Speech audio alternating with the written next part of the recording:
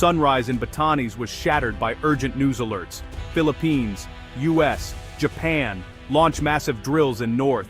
The headlines blared on radios and mobile phones across the islands. It was not just another day for the people of these far-flung islands. Even the fishermen preparing their nets felt the weight of the headlines. The air was thick with anticipation and worry. As the first rays of sun hit the cliffs, the islanders braced themselves for whatever was about to arrive. As dawn crept over the jagged cliffs, life in Batanes began as it always did. Fog wrapped the stone Ivatan houses, and roosters crowed from sun-dappled backyards. Fishermen hauled their wooden boats to the water's edge, faces weathered by years of salt and wind. Children chased each other along winding paths, laughter echoing against stone walls. Yet beneath the calm, a restless energy pulsed.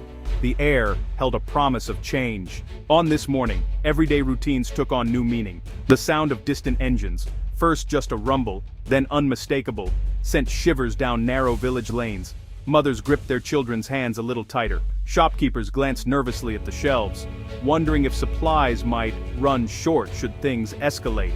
Some men paused at the harbor, eyes fixed on the horizon. Would they see warships or just the familiar silhouettes of fishing boats? The uncertainty was a shadow over breakfast tables and market stalls. Rumors flew, of soldiers coming ashore, of air patrols overhead, of countries far away deciding their fate. Not everyone was afraid. A few spoke with pride, eager to see the Philippine flag flying beside those of allies. Others worried about what might follow, disrupted lives, possible evacuation or worse. Memories of old conflicts revived. For now, they watched and waited, hearts pounding with a mixture of anxiety and hope. The morning in Batanes was no longer ordinary. Each sound and shadow seemed to carry news from the wider world, pulling the villagers into a drama not of their own making. By mid-morning, the horizon transformed. Ships appeared like steel islands, cutting slowly through the waters of the Bashi Channel. First came the Philippine Navy, gray hulls, flags snapping in the wind. Then, massive US destroyers, bristling with equipment, moved into formation. Japanese vessels followed, their white hulls gleaming in the rising sun. Above, the sky was soon alive with the roar of engines. Fighter jets streaked past, leaving trails across the blue. Helicopters hovered, scanning the coastlines. Local children, usually fearless, stared in awe and disbelief as the armada filled the view from every hillside and cliff. The sight was both reassuring and intimidating. The presence of so many foreign and local forces meant protection, but also risk. Rumors of drills and exercises spread quickly. Some villagers waved, others simply watched in silent apprehension. On land, soldiers in camouflage disembarked, setting up equipment and command posts. The village that was once just a quiet outpost now stood at the center of a military spectacle, the kind only seen before in history books. The Bashi Channel is more than a stretch of water. It acts as a gateway, a narrow passage between the northernmost tip of the Philippines and Taiwan's southern coast. This channel connects the South China Sea to the broad Pacific Ocean. For centuries, traders and fishermen have crossed its currents. Today it carries something even more valuable, the promise and threat of global power. Every year, billions of dollars worth of goods pass through these waters. Oil, electronics, food, everything the world needs moves quietly past Batanes and its neighbors. Whoever controls the Bashi Channel can shape the fate of Asia's economies, and by extension, the world's. Strategically, the channel is a military choke point. Submarines, warships, and aircraft monitor its lanes, tracking each other's movements. In times of peace, it is a lifeline. In times of conflict, it could become a flashpoint. This is why the MMCA drills matter, not just for the Philippines, but for every nation with a stake in Asian security. The people of Batanes have always known their home was important, but now, as warships gather, its significance has never been clearer or more dangerous.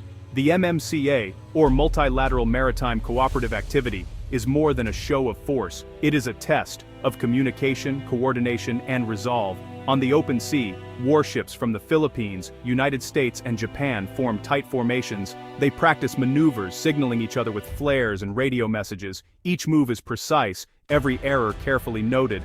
Helicopters dart between decks, simulating emergency rescues. Crews work side by side, learning to operate as one unit despite language barriers.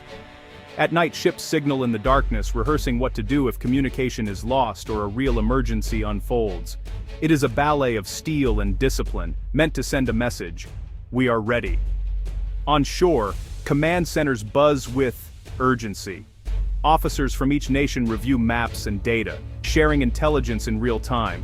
They run simulations of everything from piracy to natural disasters. The drills are designed to test not just hardware, but trust. The MMCA is both a shield and a signal. To allies, it says we stand together. To rivals, it's a warning. The Bashi Channel will not be left undefended. Beneath the surface of cooperation lies a complex web of interests. The Philippines, long an ally of the United States, now finds strength in numbers. Japan, too, brings historic ties and new resolve. Together, they hope to show unity in the face of rising tensions. Yet, every handshake and drill carries its own set of unspoken concerns. Officials give confident statements. Our partnership ensures peace and stability in the region, says a Philippine admiral. American commanders echo the sentiment. Andaksan demandorsan per balkrag. Andakshi andaksan karonbon. Wanner is intaction giu on all. Japanese officers, disciplined and measured, speak of shared values and the need for vigilance. Still, the stakes are high. Each nation comes with its history and its fears. They watch for signs of overreach, both in their own actions and in those of their adversaries. The alliance is strong, but fragile, bound by treaties and mutual need. For now, the drills continue. The world watches, waiting to see if cooperation will hold, or if deeper tensions will surface in these windswept waters. No military exercise in the Bashi Channel goes unnoticed in Beijing. As news of the MMCA spread, China's foreign ministry released a sharp statement. Actions that threaten peace and stability in the region will not be tolerated. Chinese warships visible on radar began maneuvering just outside Philippine waters, silent, watchful, and uncomfortably close. Chinese media called the drills a provocation, warning of repercussions. Analysts speculated on possible countermoves, more patrols, even missile tests. Tensions mounted as rumors circulated of cyber attacks and intelligence-gathering flights. Yet, for all the posturing, direct confrontation was avoided. Diplomats traded words, ships traded signals. The message from China was clear: these waters are contested, and their interests will not be ignored. In Batanes, the villagers listened to these distant arguments with growing concern.